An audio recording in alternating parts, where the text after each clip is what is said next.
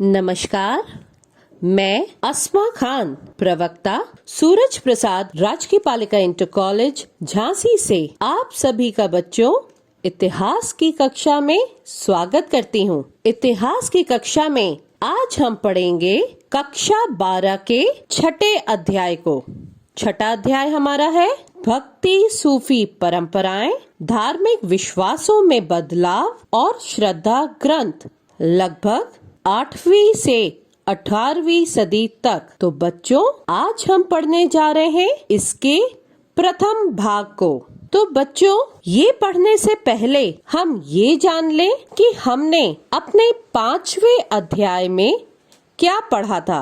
यानी कि बच्चों, हम एक क्विक रिवीजन कर लेते हैं अपने 5वें अध्याय का। तो बच्चों, 5वें अध्याय में हमने यात्रियों के नजरिए और समाज के बारे में उनकी समझ इत्यादि के बारे में पढ़ा था। साथ ही बच्चों, इन यात्रियों के अंतर्गत हमने अल बरूनी, इब्न बतूता और फ्रांसिस बर्नियर, साथ ही उनके वृत्तांतों के नजरिए से तत्कालीन समाज को समझने का प्रयास किया था। तो बच्चों, आइए अब हम छठे अध्याय के इस भाग में धार्मिक विश्वासों और आचरणों की गंगा जमुना बनावट के बारे में समझें। साथ ही बच्चों, उपासना की कविताओं और प्रारंभिक भक्ति को जानने का प्रयास करेंगे। हम उत्तर भारत में आए धार्मिक उफान इत्यादि के बारे में भी विस्तार से हम पढ़ेंगे। तो बच्चों,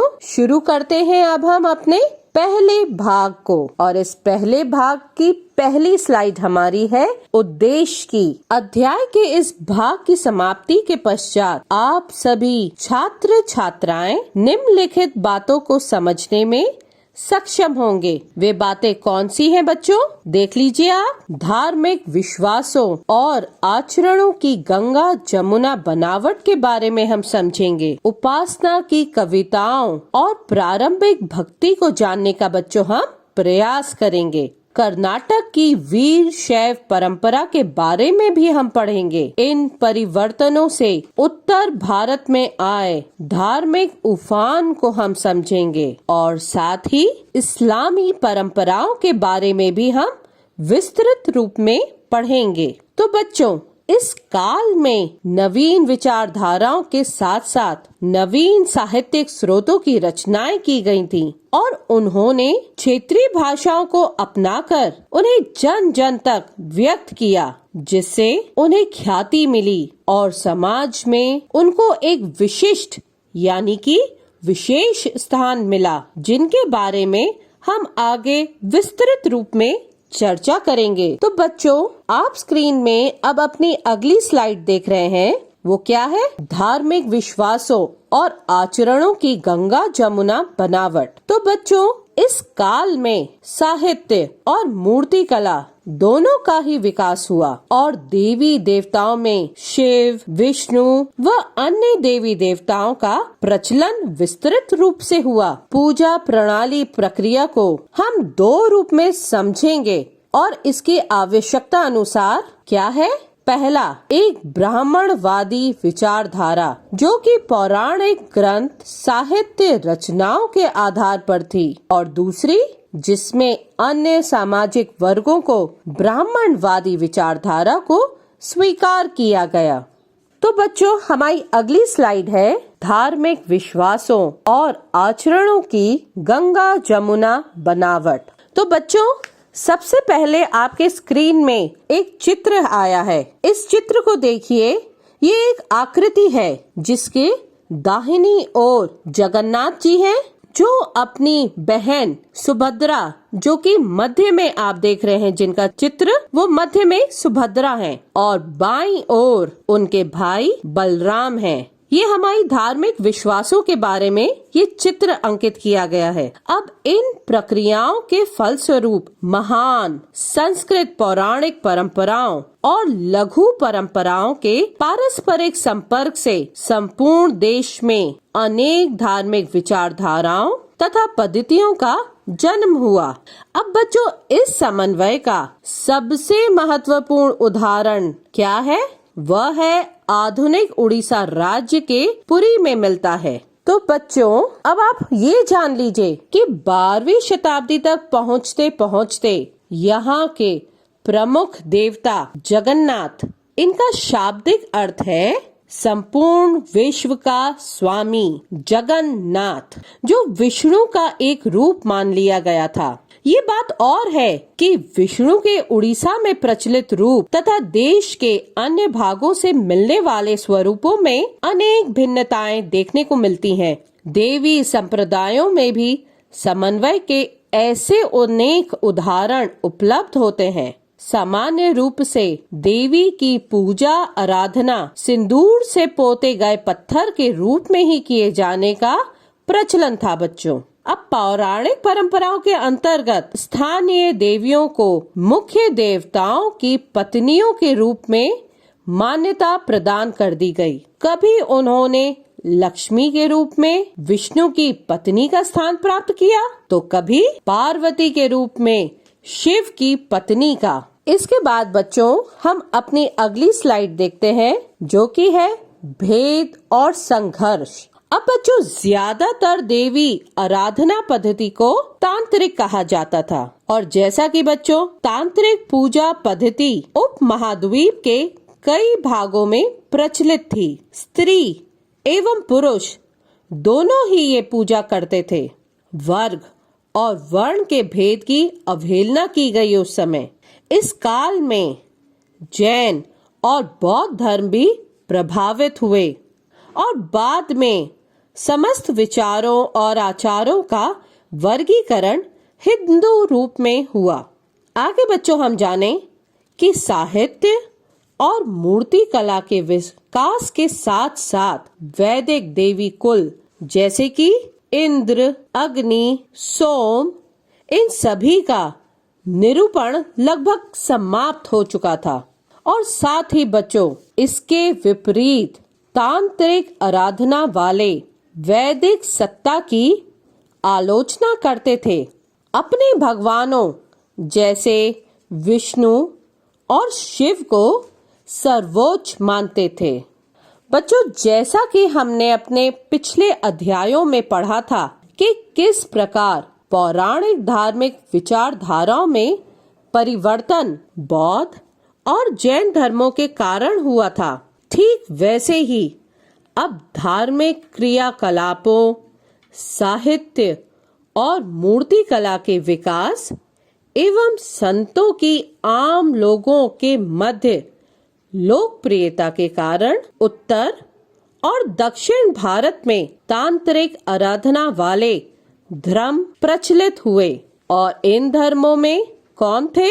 जैसे कि शिव, विष्णु और देवियां लोकप्रिय हुई। यद्यपि बच्चों इनके मध्य द्वंद्व स्पष्ट दिखाई नहीं पड़ता, फिर भी कुछ हद तक इनके मध्य भेद और संघर्ष की स्थिति बनी हुई थी।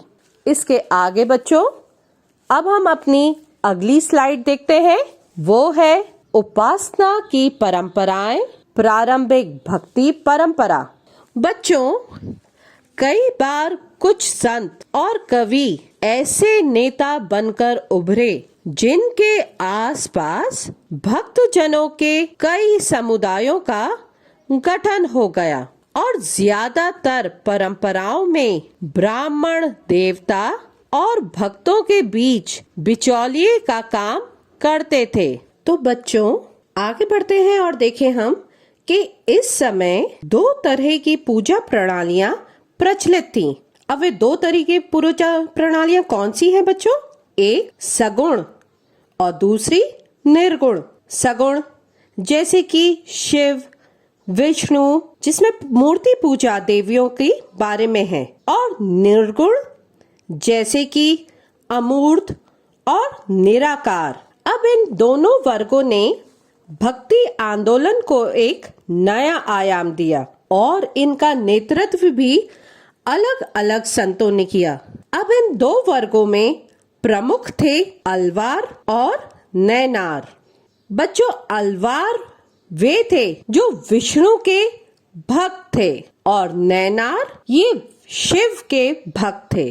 ये एक स्थान से दूसरे स्थान पर यात्रा करते थे और इन्होंने कुछ पावन स्थानों को भगवान का पवित्र स्थल घोषित कर दिया और बाद में यहाँ पर मंदिर बनाए गए, जिन्हें बाद में तीर्थ स्थल घोषित कर दिया गया। बच्चों, आगे हम देखें कि अलवार और नैनार संतों ने जाति प्रथा का विरोध किया, ब्राह्मणों की प्रभुता का भी विरोध किया। इन्होंने भक्ति और संत अलग अलग समुदाय से थे, जैसे कि ब्राह्मण, शिल्पकार, किसान और अस्पृश्य। अलवार और नैनार संप्रदाय, इन सभी की रचनाओं की वेदों की तरह महत्व दिया गया।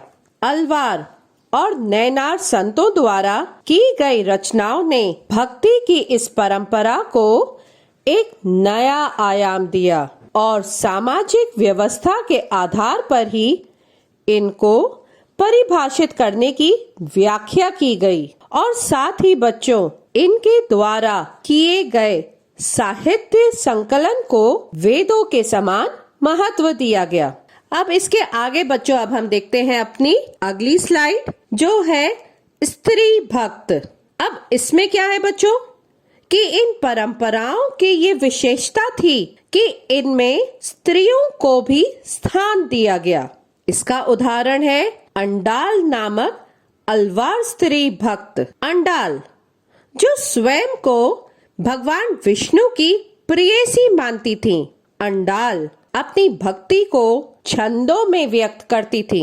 जैसा कि बच्चों हमने पढ़ा है कि नैनार संतों द्वारा घोर तपस्या का मार्ग अपनाया गया था। बच्चों, स्त्री भक्त में एक अन्य शिव भक्त स्त्री करई कक्काल अमैयार थी, जिन्होंने घोर तपस्या का मार्ग अपनाया। नैनार परंपराओं में इनकी रचनाओं को सुरक्षित रखा गया है और स्त्रियों ने पितृसत्तात्मक समाज को चुनौती दी। आगे बच्चों हम देखते हैं अपनी अगली स्लाइड, जो है राज्य के साथ संबंध। अब राज्य के साथ संबंध से क्या मतलब बच्चों? नैनार और अलवार संतों को कृषकों द्वारा सम्मानित किया गया। शासकों ने भी इनका समर्थन पाने का प्रयास किया। चोल शासकों ने भी समर्थन पाने का दावा किया और कई मंदिर बनवाए और साथ ही मूर्तियों का भी निर्माण करवाया। और इसी प्रकार संतों की कविता और विचारों को मूर्त रूप दिया गया। बच्चों, इसको हम इस तरीके से समझ सकते हैं, जैसे कि पिछले अध्यायों में हमने पढ़ा कि दक्षिण भारत में किस तरह महत्वपूर्ण सरदारियां प्रचलित थीं, जिसमें पल्लव और पांड्य राज्य प्रमुख थे। हालांकि बच्चों, दक्षिण भारत में बौद्ध और जैन धर्मों को संरक्षण राज्यों द्वारा प्राप्त होता रहा, परंतु चोल दक्षिण में सबसे शक्तिशाली राज्य था, जिन्होंने भक्ति की नवीन धार्मिक परंपरा को अपनाया और एक नवीन दिशा प्रदान की। जैसा कि मैंने स्लाइड में अंकित किया आपको कि चोल शासकों ने भी इसका समर्थन पाने का दावा किया और कई मंदिर बनवाए और मूर्तियों का भी निर्माण करवाया। तो बच्चों, आगे बढ़ते हैं और हम देखें अपनी अगली स्लाइड में क्या है कि राज्य के साथ संबंध में सम्राटों में तमिल भाषा के शैव भजनों का गायन मंदिरों में प्रचलित करवाया। साथ ही उन्होंने भजनों और गानों का संकलन ग्रंथों के रूप में करवाया। बच्चों, नैनार और अलवार धार्मिक भक्ति के साथ साथ कर्नाटक क्षेत्र में वीर शैव आंदोलन की शुरुआत हुई और ये बहुत प्रचलित हुआ। क्यों हुआ? क्योंकि इस धारणा के अंतर्गत समाज के संपूर्ण वर्गों को एक साथ लाने की बात की गई। प्रारंभ से चली आ रही वर्ण व्यवस्था जैसी सामाजिक विषमताओं को नकारा गया और इससे इस भक्ति आंदोलन को और अधिक बल मिला। साथ ही बच्चों, इसकी समाज में लोकप्रियता भी बढ़ी। आगे बच्चों अब हम अगली स्लाइड देखें। कर्नाटक की वीर शैव परंपरा। अब बच्चों 12वीं शताब्दी में कर्नाटक में नवीन आंदोलन प्रारंभ हुआ। आंदोलन का नेतृत्व बासवन्ना नामक ब्राह्मण ने किया, जो कि पहले जैन मत का था। इनके अनुयायी वीर शैव, जो कि शिव के वीर और लिंगायत कहलाए, ये शिव की अवधारणा लिंग के रूप में करते थे और साथ ही ये चांदी के पिटारे में लघु लिंग धारण करते थे। आगे देखें बच्चों, हम इनमें यायावर भिक्षुक भी शामिल हैं। यायावर भिक्षुक ये मानते हैं कि मृत्यु के बाद भक्त शिव में लीन हो जाएगा और दोबारा वापस नहीं लौटेगा। ये धर्म शास्त्र में बताए गए श्राद्ध संस्कार का पालन नहीं करते थे और मृतकों को विधि पूर्वक दफनाते हैं। इन्होंने जाति प्रथा का विरोध किया, दूषित और अस्पृश्य होने की ब्राह्मण अवधारणा को विरोध किया, पुनर्जन्म पर प्रश्न चिन्ह लगाया और ब्राह्मणी व्यवस्था में जिन्हें गौण स्थान प्राप्त था वे लिंगायत में आ गए। इसके आगे बच्चों हम अगली स्लाइड में देखें। उत्तर भारत में धार्मिक उत्थान। बच्चों इसी काल में उत्तर भारत में विष्णु और शिव जैसे देवताओं की पूजा मंदिरों में की जाती थी। मंदिर शासकों की सहायता से बनाए गए थे और इसी काल में अनेक राजपूत राजाओं का उद्भव हुआ। ब्राह्मणों को विशेष स्थान भी प्राप्त था। सभी धार्मिक कार्य ब्राह्मणों द्वारा किए जाते थे और बच्चों इसी समय धार्मिक नेता प्रभाव में आए जो रूढ़िवादी ब्राह्मणी साचे से बाहर थे। ऐसे नेता को नाथ, जोगी या सिद्ध कहा जाता था। अनेक धार्मिक नेताओं ने वेदों की सत्ता को चुनौती दी और इन नेताओं ने जनसभा के द्वारा अपने विचार लोगों के समक्ष रखे। आगे बच्चों अब हम अपनी अगली स्लाइड देखें। शासकों और शासितों के धार्मिक विश्वास। बच्चों 711 ईस्वी में मोहम्मद बिन कासिम नाम के अरब सेनापति ने सिंध को जीत लिया था। सिंध को खलीफा के क्षेत्र में शामिल कर लिया और बच्चों 13वीं शताब्दी में तुर्क और अफगानों ने दिल्ली सल्तनत की नींव रखी। साथ ही दक्षिण भारत में भी इनका शासन बढ़ता गया। 16वीं शताब्दी में मुगल शासक भारत आए और इनमें से अधिकतर इस्लाम धर्म को मानने वाले थे। बच्चों शासक को उलेमा के अनुसार कार्य करना होता था और उलेमाओं से उम्मीद की जाती थी कि वे शरीयत के नियमों का पालन करवाएंगे। इसके आगे बच्चों हम देखें जिम्मी। अब जिम्मी क्या है? ये ऐसे लोग जो गैर मुसलमान थे। ये लोग जजिया नामक कर चुकाते थे और ये शासकों से संरक्षण प्राप्त करते थे। बहुत से शासकों ने इन्हें भूमि, अनुदान व कर में रियायत दी। बच्चों इस्लाम के भारत के आगमन के पश्चात इस धर्म को न सिर्फ शासकों द्वारा संरक्षण प्रदान किया गया बल्कि कई वर्गों द्वारा भी अपनाया गया और साथ ही बच्चों इस संरक्षण को स्थानीय लोकाचार के प्रभाव की वजह से भी इस धर्म में परिवर्तित हुए लोगों के व्यवहार में भी भिन्नताएं देखने को मिली, जिन्होंने इस्लाम के पवित्र ग्रंथ कुरान को स्थानीय भाषा में पढ़कर समझने और समझाने का प्रयास किया गया। बच्चों अब हम अपनी अगली स्लाइड देखते हैं। लोक प्रचलन में इस्लाम। बच्चों इस्लाम के आने के बाद समाजों में बहुत परिवर्तन हुए। किसान, शिल्पकार, योद्धा और व्यापारी, इन सब में बदलाव देखने को मिले। इन्होंने इस्लाम धर्म को कबूल किया। इस्लाम धर्म में मुसलमान हैं और मुसलमान भी दो वर्गों में विभाजित, जो कि क्या आप स्लाइड में देख सकते हैं, शिया व सुन्नी। अब इस्लाम धर्म की 5 बातें, यानी कि इस्लाम धर्म को मानने वाले लोग 5 बातें मानते थे। वे 5 बातें क्या हैं? उनका मानना था बच्चों कि अल्लाह एकमात्र ईश्वर है और पैगंबर मोहम्मद इनके दूत हैं। साथ ही साथ बच्चों, इनका मानना यह था कि दिन में 5 बार नमाज पढ़ जाती है। साथ ही इन्हें खैरात बांटना होती है। रमजान के महीने में रोजा रखा जाता था, जो कि लगभग 30 दिनों का होता था, और हज के लिए मक्का जाना होता अनिवार्य है। ये तो था बच्चों हमारा 6 अध्याय का प्रथम भाग। बच्चों, हम संक्षेप में जान लें कि हमने अपने इस भाग में क्या क्या पढ़ा और क्या क्या जाना।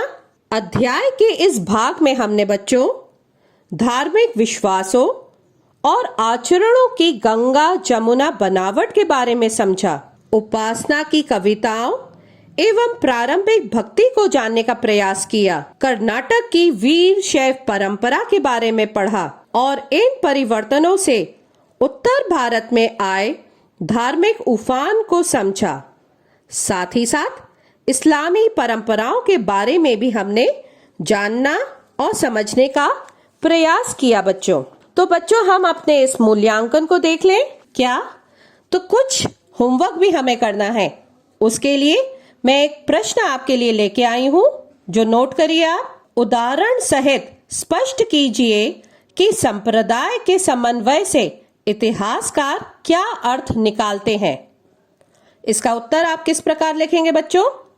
विभिन्न संप्रदायों, धार्मिक विश्वासों एवं आचरणों का समन्वय लगभग 8वीं से 18वीं शताब्दी के काल की सर्वाधिक महत्वपूर्ण विशेषता थी।